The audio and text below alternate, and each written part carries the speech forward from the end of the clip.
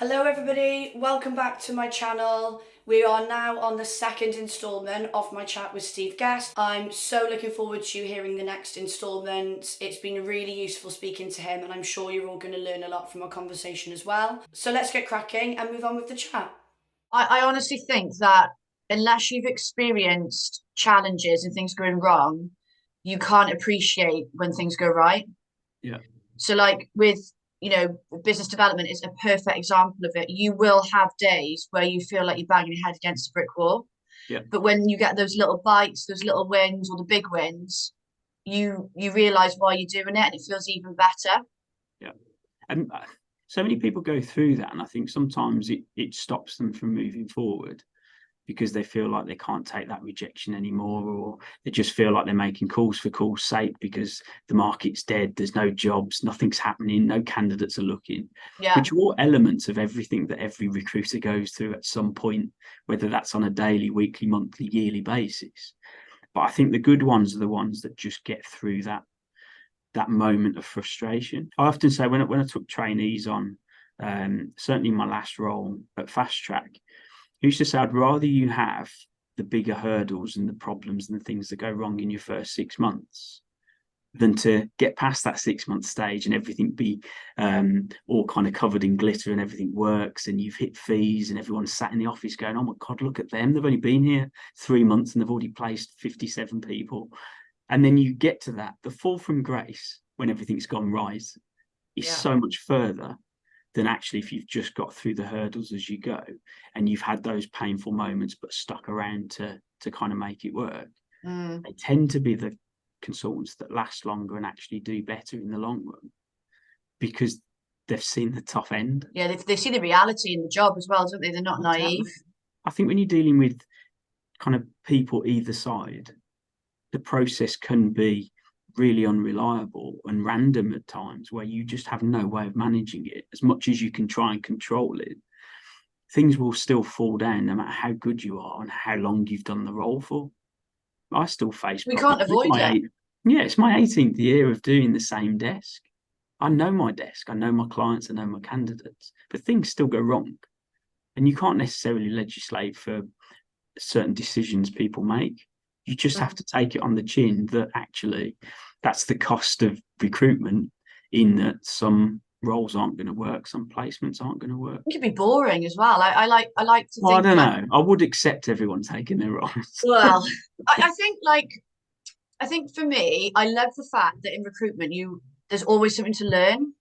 So Yeah, I think like, and this is what I tell the trainees I train is that look, any recruitment consultant, whether they're 18 years in or 5 years in, that tells you they never make a mistake is not telling the truth, because we all do, we're human. yeah, But it's okay, you made that mistake, but what have you actually learned from it?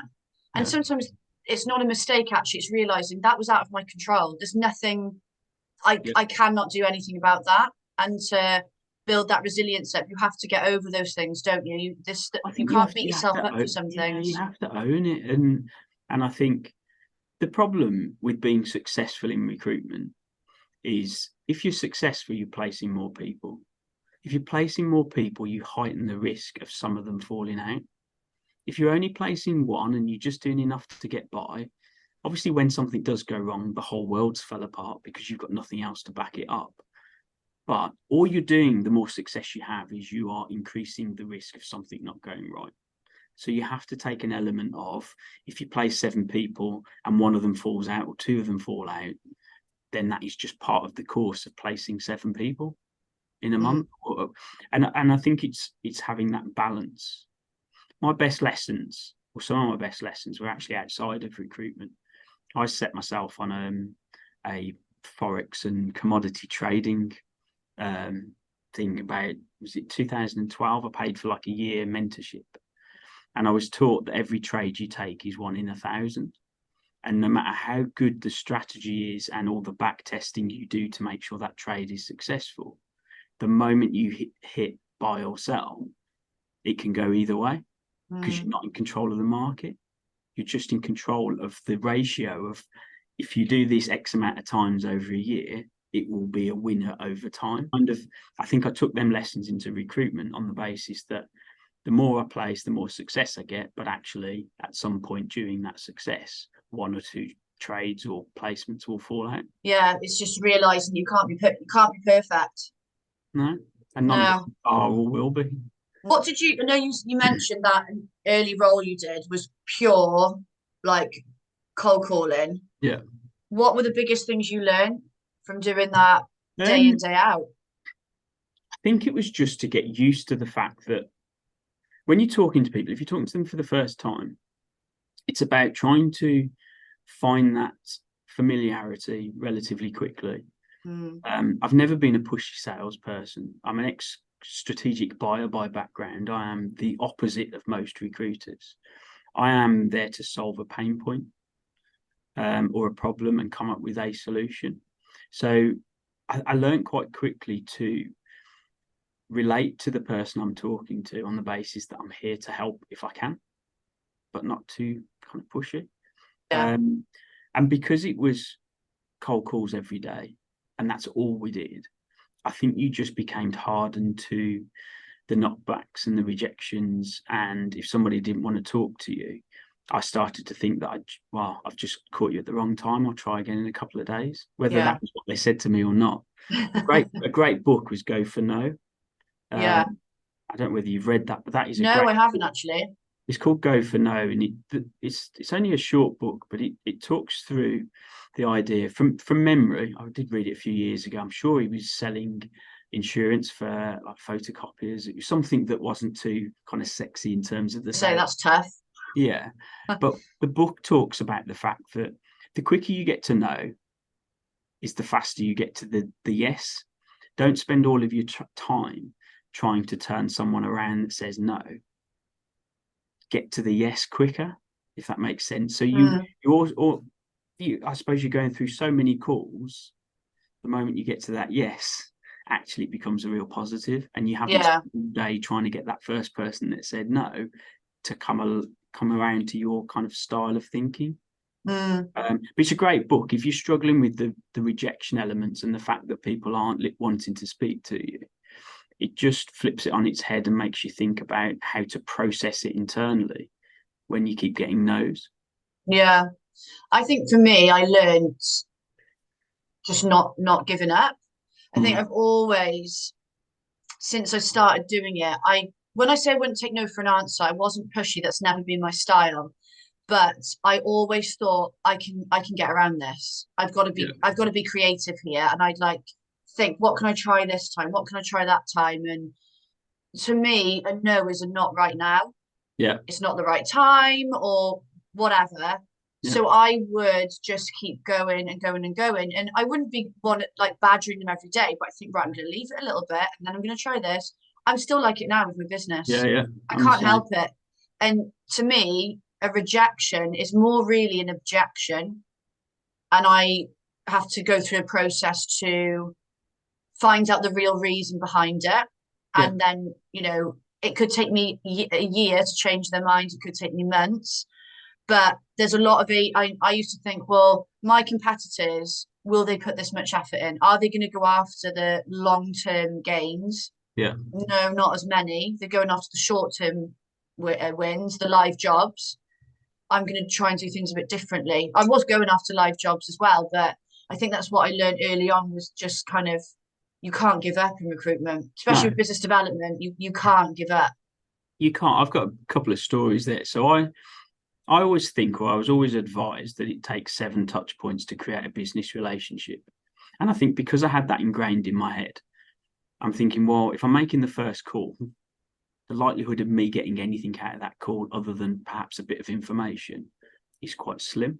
Yeah. So I went into the calls not thinking too much in terms of this is going to make my day, this is going to be the best thing ever, because it was never going to be that. But it was the first point of the 7-point journey.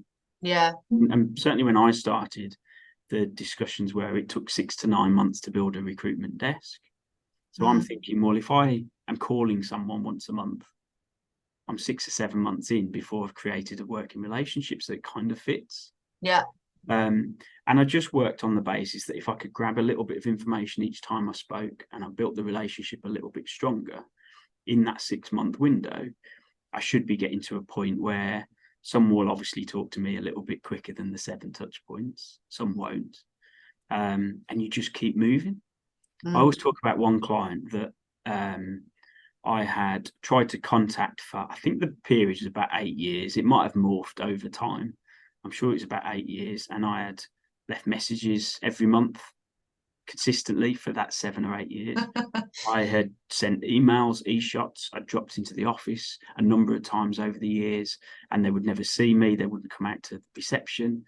And after that time, I sent them a handwritten letter. Sent it to the MD, and the MD rang me, and I'd explained in the letter I've been trying to get hold of you for the last 7 years. and never responded. And basically what it boiled down to was the MD had basically advised his PA and reception that he doesn't take recruitment calls. He's not interested in recruitment consultants. If ever one was to pop in or contact the office direct, he didn't want to know. So he never knew. But because I'd sent the handwritten letter, it didn't look like a recruitment bit of contact. He'd opened it and then rang me, and we've recruited for them ever since. But it took 7 or 8 years. Just wish I'd had that thought process a bit earlier on. I wish you sent the letter in year 1. Yeah, exactly. But I just think that encapsulates the idea of business development is a journey of, you don't catch everyone on a good day every time you try and speak to them. But equally, you don't get to choose how the other person responds. So I was talking in our live Zoom chat, which we do as part of the mastery program. And I was talking in there, we've got so many things at the end of our fingertips now where we can business develop. We've got social media, we've got profiles, we've got emails, we've got various platforms where we can showcase what we can do. We've got WhatsApp, we've got in-mails, we've got direct messages. We've got so many elements, plus all the calls and the normal standard stuff that I would say is your normal working day. We should be utilizing all elements, because I'm the world's worst person to cold call. I know that because I'm abrupt, I'm quick, I'm doing something, I don't have time to talk to you. That's my kind of instant response. And yet I've been doing it for years, and it really frustrates me when I speak to someone like me that would just cut me off, because I know how difficult it is. Yeah. If you drop me an email with some information that's going to be of interest, if you send me something that I'm going to be interested in and it has value, I will always go back to them. I was saying, if somebody drops me a voice note or a video in LinkedIn, I've responded to every single one because so few people do it. Yeah, I've literally just done a training session on this morning with a group about this varied approach, because we all view the world through our own eyes, and we all have our own preferences. I drive my friends insane because I love a voice note. It's quick, it's easy. To me, typing back a message is too time consuming. You know, if I haven't got enough hours and minutes in the day, I'm going to quickly voice note you while I'm walking somewhere or doing something. Other people hate stuff like that. So if I get a voice note, I really appreciate it because I get to hear the person's voice, but I can listen to it when I'm ready.